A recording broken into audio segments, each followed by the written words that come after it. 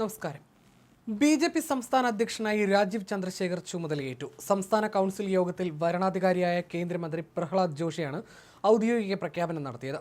കേരളത്തിന്റെ പ്രഭാരിയായ പ്രകാശ് ജാവ്ദേക്കർ കഴിഞ്ഞ ദിവസം ചേർന്ന കോർ കമ്മിറ്റി യോഗത്തിലാണ് കേന്ദ്ര നേതൃത്വത്തിന്റെ നോമിനി രാജീവ് ചന്ദ്രശേഖർ ആണെന്ന് അറിയിച്ചത്. തുടർന്ന് അധ്യക്ഷ സ്ഥാനത്തേക്ക് രാജീവ് നാമനിർദ്ദേശ പത്രിക നൽകുകയായിരുന്നു.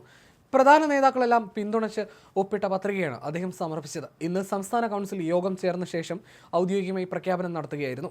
ഐക്യകണ്ഠേനയാണ് രാജീവ് ചന്ദ്രശേഖരനെ അധ്യക്ഷനായി തെരഞ്ഞെടുത്തതെന്നും നിയമസഭാ തെരഞ്ഞെടുപ്പിൽ ബി.ജെ.പിക്ക് കേരളത്തിൽ അധികാരത്തിലെത്താനാകട്ടെയെന്നും പ്രഹ്ലാദ് ജോഷി രാജീവിനെ അധ്യക്ഷനായി പ്രഖ്യാപിച്ചുകൊണ്ട് പറഞ്ഞു.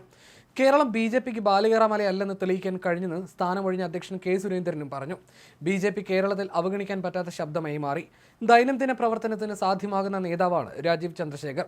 ഇത് കഴിഞ്ഞ ലോക്സഭാ തെരഞ്ഞെടുപ്പിൽ തെളിയിച്ചതാണെന്നും അദ്ദേഹം പറഞ്ഞു. കൈവച്ച മേഖലകളിലെ ഉജ്ജ്വല നേട്ടം ബി.ജെ.പിക്ക് ഊർജ്ജം നൽകുമെന്നും കെ സുരേന്ദ്രൻ പറഞ്ഞു.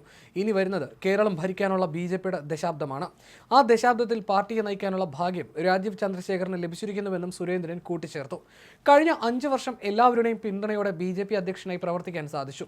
അനേകം മഹാരഥന്മാർ നേതാക്കളായിരുന്ന പാർട്ടിയിൽ എന്നെപ്പോലെ സാധാരണക്കാരൻ 5 വർഷം അധ്യക്ഷനായിരുന്നു.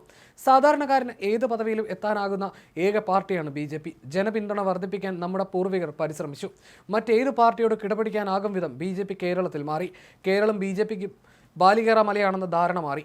അവസാനിപ്പിക്കാൻ പറ്റാത്ത ശക്തിയായി നമ്മൾ മാറി. ബി.ജെ.പിയുടെ വളർച്ച CPM സംസ്ഥാന സമ്മേളനത്തിൽ ചർച്ച ചെയ്തു. രാജീവ് പുതിയ അധ്യക്ഷനായി വരുമ്പോൾ അദ്ദേഹം ദൈനംദിന പ്രവർത്തകനാണോ എന്ന് പലരും ചോദിച്ചു.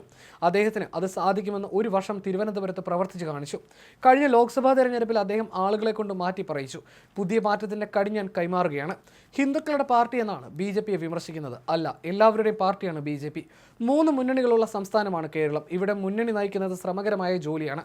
കൈ നനയാതെ മീൻ പിടിക്കണം എന്ന ചിന്തയുള്ള പ്രതിപക്ഷമാണ്. തദ്ദേശ സ്ഥാപനങ്ങളിൽ ബി.ജെ.പിയെ സ്വാധീനിക്കാൻ UDF ശ്രമം നടത്തി.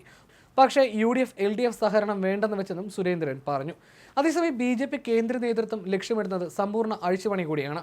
പാർട്ടിയുടെ മുഖം മിനുക്കൽ നേട്ടമാകുമെന്നാണ് നേതൃത്വം കണക്കുകൂട്ടുന്നത്. 5 വർഷം ബി.ജെ.പി സംസ്ഥാന പ്രസിഡന്റായിരുന്ന കെ സുരേന്ദ്രന്റെ പിൻഗാമിയായാണ് മുൻ കേന്ദ്രമന്ത്രി കൂടിയായ രാജീവ് ചന്ദ്രശേഖർ എത്തുന്നത്.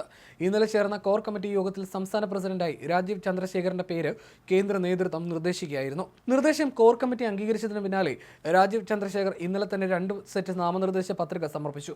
ബി.ജെ.പി സംസ്ഥാന നേതാക്കളും കേന്ദ്രമന്ത്രിമാരായ സുരേഷ് ഗോപിയും ജോർജ് കുര്യനും ചടങ്ങിൽ പങ്കെടുത്തിരുന്നു. ബി.ജെ.പിയുടെ സംസ്ഥാന നേതൃനിര ഒന്നാകെ അദ്ദേഹത്തെ പിന്തുണച്ചുകൊണ്ട് നാമനിർദ്ദേശ പത്രികയിൽ ഒപ്പുവെച്ചിരുന്നു.